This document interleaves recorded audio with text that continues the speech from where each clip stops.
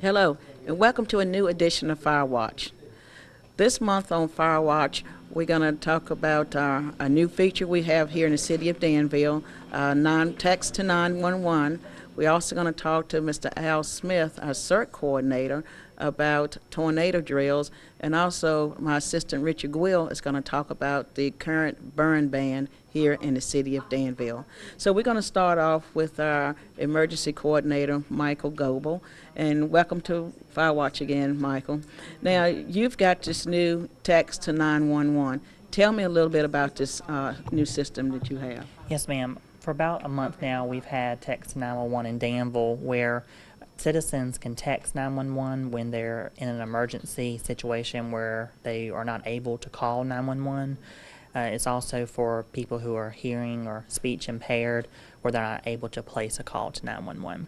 Okay. Now, for instance, I live in the city. My phone is registered here in the city limits. What happens if I go into the county, Henry County, Caswell County, surrounding us, Halifax County? How is it going to work for me? If you're in the city and your emergencies happen in the city, you would reach the City of Danville's 911 center. If you go outside the city limits, there's no guarantee. You would have to be in an area that accepts text to 911.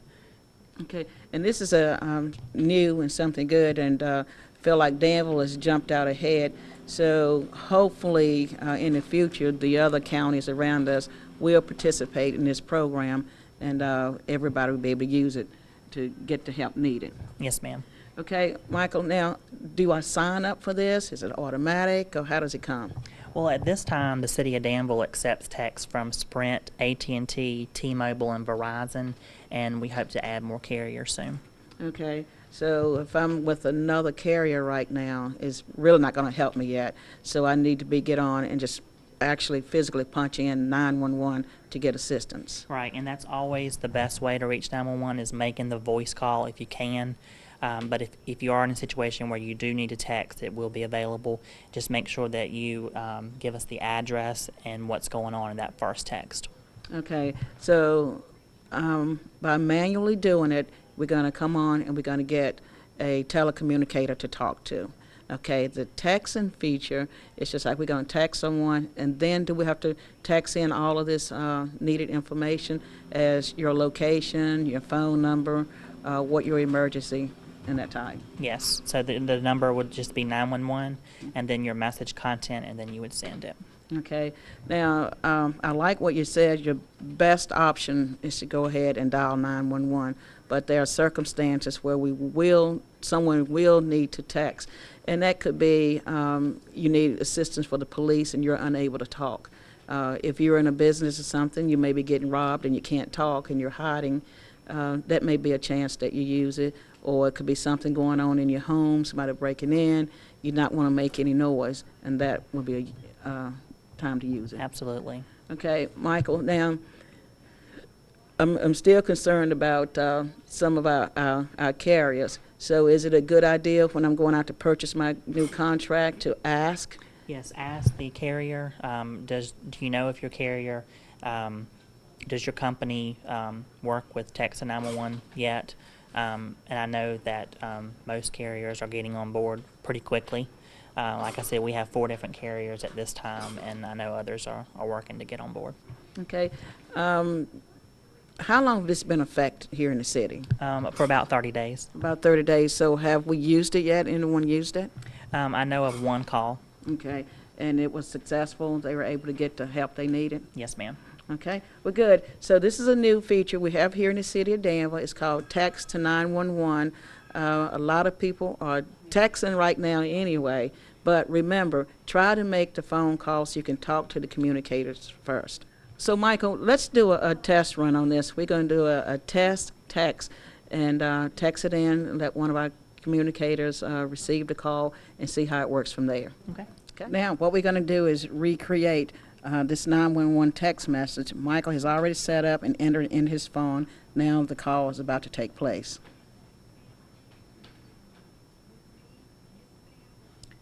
Okay, I've sent the text message to 911, and the telecommunicator will receive the text on their 911 line. Danville 911, what's the address of your emergency? The telecommunicator hears some tones letting them know that it's a text call. One of the first questions that they ask is, what is the address? The telecommunicator is now receiving on their screen the message that I sent them, I need help, and the address that I provided.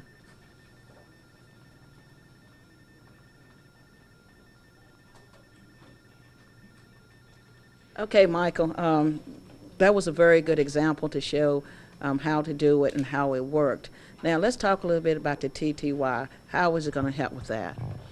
Well, using our TTY interface, where we already have in place for the people that's hearing impaired, the same device is used for our text 911 at this time. It comes in on the same device.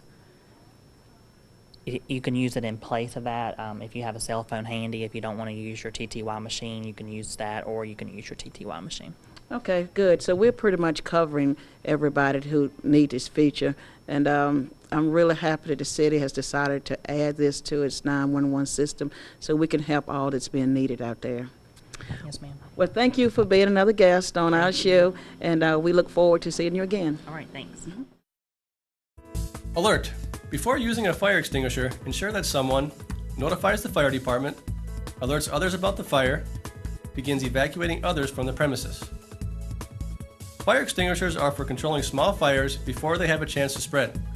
Before using one, make sure that you have a clear escape, you are familiar with the operating instructions of the fire extinguisher, and that the fire extinguisher you have is suitable for the fire you're facing.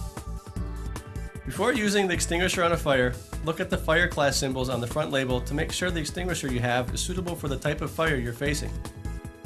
The most common classes of fires are A, B, C, and K.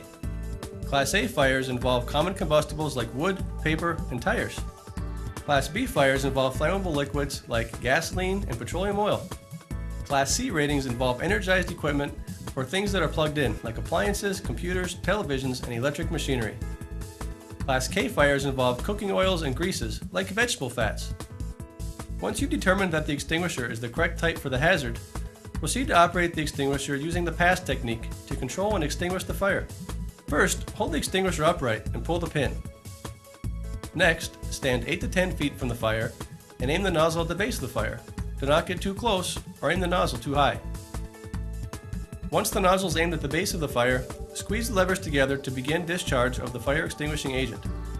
Maintain your distance from the fire and sweep the nozzle from side to side, sweeping 3 to 6 inches beyond the right and left edges of the fire. Discharge the extinguisher until contents are exhausted to prevent reignition. Move around the fire to confirm it is completely extinguished. Your quick action can save lives and protect property. Using the fire extinguisher properly is only one part of a fire safety plan. For more information and training videos, go to www.femalifesafety.org.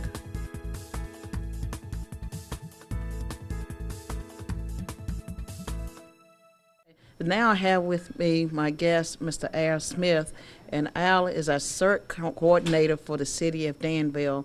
And Al, we know that the tornado season is coming up, and we're going to do some drills here in the city. So tell us a little bit about some safe practices for tornadoes. Yes, we have a statewide drill coming up on March the 17th this month at 9:45 a.m. The alarm or alert will come through the National Weather Service as a test, and we will have the school systems and hopefully businesses in the city that will go through the tornado drill exercise as to what you're going to do in your particular location. Some of the things that we need to look at is if you are in your home and you have a basement and the warning comes in, then you need to go to the basement immediately. Now, if you don't have a basement, then you need to find a location in the center of your home, if you can, on the first floor, where you have a bathroom or hallway where the walls are close together, will give you more protection. Stay away from doors and windows. If you're in a mobile home, and we have a tornado warning, which means a tornado is actually sighted or on the ground, then you need to get out of that mobile home. Where can you go? Go to a substantial building if you can find one. If not, then lay down in a ditch or depression and cover your head with your hands. If you're in a vehicle, do not try to outrun it. Do not run into it. Get out of the vehicle and, again, get in a ditch or low depression in the ground and cover your head. Do not get under overpasses. Overpasses will attract the debris. Some people have made it through by getting in under overpasses, but those are dangerous. You have a much better chance of survival by laying in a depression or ditch. Okay. Al, if I'm out in a place and I notice it's getting dark and the wind's picking up, is there any other thing that's going to tip me off to this drill? I may not have my radio on or anything. What is going to give me a sign other than that? Look at the clouds, and you want to look at the part that is close to the ground. And do you see in a rotation? Do you see a funnel? And if you see a funnel, that will be a tornado that's either forming or that's on the ground. And you don't need to stand there and watch it. You need to take action right then and there. Okay, so we need to just try to be aware of our surroundings and keep check on weather. I know this year alone we've been getting a lot of alerts on snow and sleet and things like that. So we need to take the tornado warnings as serious. Yes, and let me go back to the warnings. The first thing you're going to have is a tornado watch. Now, you see that on the weather channels and weather reports, and what that is telling you that all of the conditions are just right for a tornado to possibly form. Now, they keep watching that, and when it starts doing the circulation, they can pick that up on radar. That's when they do the warnings, and that's when you take immediate action. Okay, and I know you have a lot of literature and pamphlets around, and if anyone needs any information, they may contact you here at the Danville Fire Department. And again, our number is 799-5226, and they just ask for the CERT coordinator or Mr. Al Smith or the Fire Marshal's office, and we can get that information to you. We're always available to come out to your club, to your church, or your business and talk about these safe practices. We like to work with the schools and those type places with it. I know they're going to be practicing drills with talking to Dr. Cochran that the school children, they're prepared. So you can also ask your children, your grandchildren, about some of the things and activities that they do with tornadoes and how they get in the hallway and crouch down low, they're orderly, they're quiet, staying away from open windows and places like that. That's true, and again, one of the important things to do that we have a tendency to overlook is look around in our own home. If you were there during the day or any time and the warning comes over, where would I go? Mm-hmm. And look to see where you would go and what kind of protection you have. That's a good thought. So each of our viewers right now, I want you to take that little challenge to look around your house. If this was to come up right now, what are you going to do? Where are you going to go? And to prepare yourself, always being prepared. We teach it a lot to be proactive with safety. So look in your house, if you got a basement, know how to get there, have flashlights around to help you get around. You have your bathroom, staying low, closets, interior, because you want to get out of the way of flying missiles. You have things in your house can fly off the walls or off a shelf that could really seriously hurt you. So take that challenge and look around in your house and see how you're going to be safe. Now, Mr. Al, you have a lot of videos and things like that. So we're going to go pause and watch a safety video on tornadoes.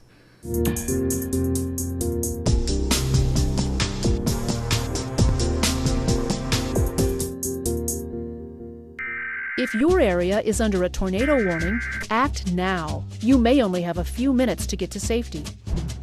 Seek shelter immediately. Go to a safe room, basement, storm cellar, or the lowest level in a sturdy building.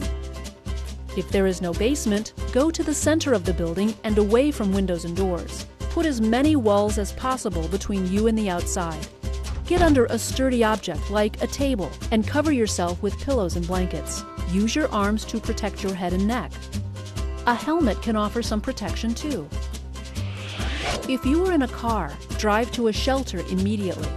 If there isn't enough time and you are caught by extreme winds or flying debris, park the car as quickly and safely as possible, out of the traffic lanes. Stay in the car with the seatbelt on. Put your head down below the windows. Cover your head with your hands and a blanket, coat, or other cushion if possible.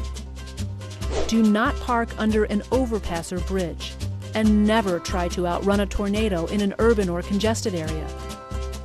If you are outside, find the lowest point on the ground and lie face down. Use your arms to protect your head and neck. And most importantly, watch out for flying debris. It causes most fatalities and injuries. Safety is job number one. Get weather ready. Now I have here with me my assistant, Richie Gwill, but today I'm going to call him my co-host because Richie's on here often. So Richie's going to talk about the burn ban that we have here in the city. And Richie, tell me a little bit about that. Well, our burn ban went into effect on February the 15th, and it lasts through April the 30th. And that ban is for no burning before 4 p.m. and then also has some requirements if you're so close to a wooded line.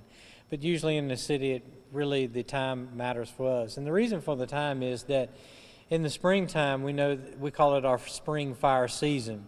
The winds pick up, the atmosphere is dry, dries out our fuels, which would be our leaves, grass, woods, twigs, those types of things that's found on top of the soil. So when we have a fire and then we add in those winds, usually that comes with end of February through March and into the April, that's what will spread our fire. So those winds usually die down after 4 p.m. So that's where we ban our burning until after 4 p.m. so to where those winds will die down. And also at that time the moisture in the atmosphere starts to build back up. That's where we have our dew from and those types of things. So typically it gets a little bit more moist at that time of the day. So that's why we allow burning after that. Okay.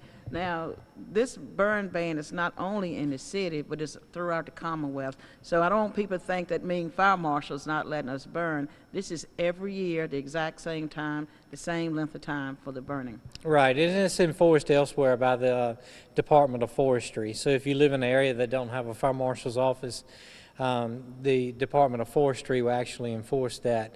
And they back us up even here in the city. So if we have a large fire and we can't control it with the things that we have here in the city with our trucks and hoses, we may call in the Department of Forestry and they'll bring us bulldozers or anything that we need, even helicopters if we have one that big. Okay. Well, Richie, outside of the parameters of the February and April, you know, we still have burning restrictions here in the city of Danville. A lot of times people call and they're tearing down a house and want to burn. They're cleaning out their house and want to burn. What are some of the things that you are allowed to burn here? Well, in the city of Danville, we do have our burn ordinance, and that doesn't allow you to burn anything except natural vegetation. So if it's not grown on the land, you can't burn it. That includes bills that you want to get rid of, like you said, construction debris. We get a lot of times we try to get people to sneak in on the code to where they'll be tearing down the house and they'll stick parts of that house in a barrel and burn it, trying to get rid of it that way. And they'll try to say that they're getting warmed by that fire. That's not allowed. Warming fires are allowed on construction sites, but there are strict parameters on that as well.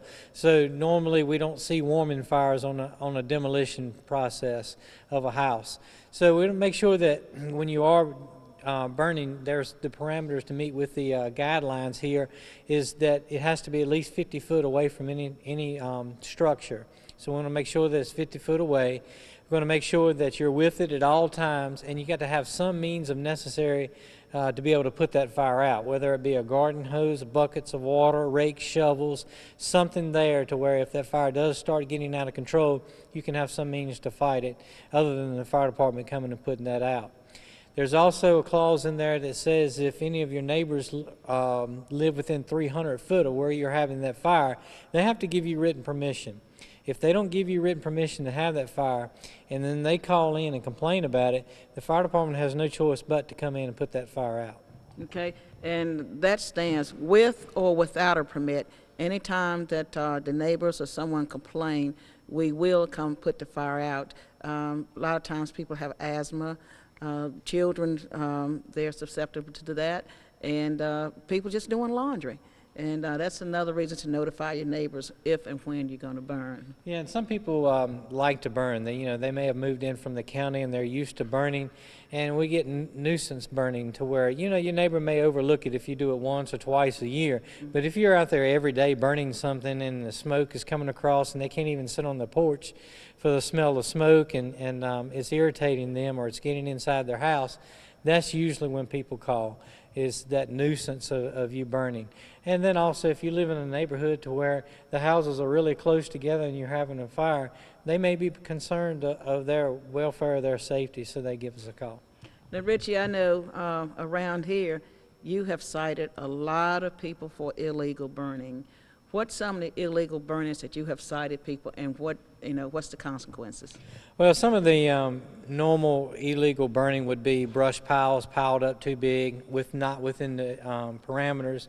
And then the ones that we've charged a lot of people with is where they're trying to do scrap metal. They're trying to burn wiring, insulation off the wiring, trying to get that to turn in for scrap metal. And that's not allowed in the city. That will fall under construction debris. And it's not allowed, and we've run across a lot of that here lately, and since we've been making a few charges with it, that is cut back a lot. Okay, because you will be charged and go to court and possibly paying a fine. Yeah, for it's a Class 1 misdemeanor. It's up to a $2,500 fine and a year in jail, or both. So I'm not saying that you will get that, but that's the parameters of it.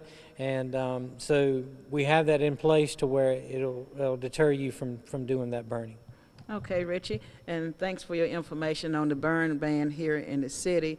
And if you have questions about when you can burn, we have literature here and we can get that to you.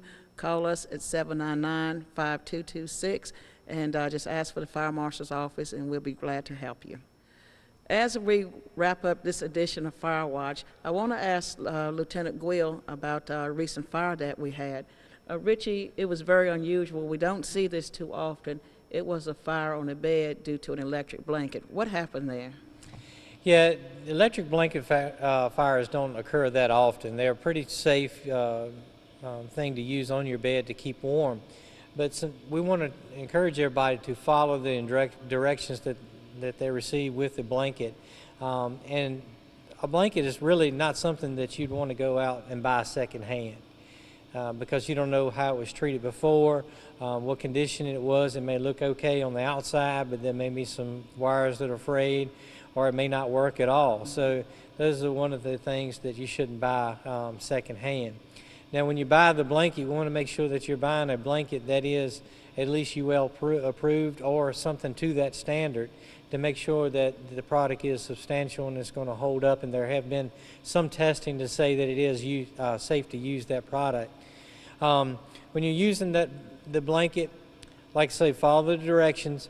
Don't ever tuck it in up under the mattress, because that puts all that heat into a place to where it can't dissipate, and that when that heat builds up and it can't dissipate, it'll eventually cause a fire.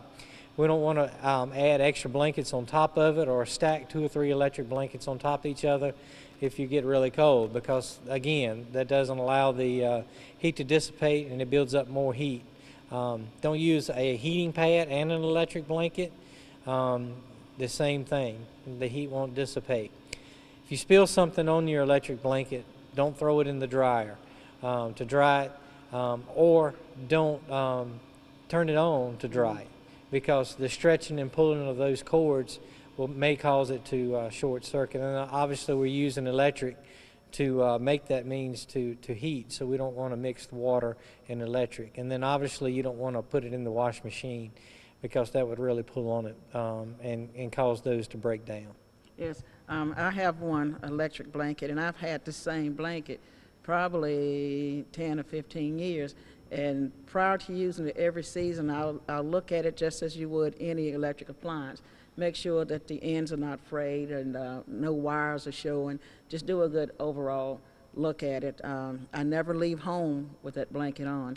When I get out of bed, I turn that blanket off and make sure that, you know, my blanket will not heat up unless you're in bed or on top of the bed. So that may be a safety feature with it, but as any electric appliance like that, a heating appliance, you want to make sure that it's completely off before you leave home. Yeah, some of them do have an automatic shut off after it's on for so long, it'll turn off. And like you said, we do see people a lot of times, they'll turn them on and leave them on for the rest of the time because they like that warm bed when they get in there. But you know, now you're relying on the safety aspect of that blanket of being able to turn off for you. So you want to make sure that you don't do that. And when you get in the bed, turn it on. When you get out of the bed, turn it off. And they also recommend that after 10 years, start looking to replace that blanket. What'd I just say? I've had mine a while. You're going to have to spend some money, Chief. I will. But, you know, again, read the instructions. And I'm just going to do that and just have to get me a new blanket. You've scared me there, Richie. Well, thanks for staying with us on this episode of Firewatch. We've talked about our tornado drills, our new text to 911, our burning ban, and electric blankets. And again, if you have any questions or anything you need to know, give us a call at the fire station, and we will see you next month, and be safe.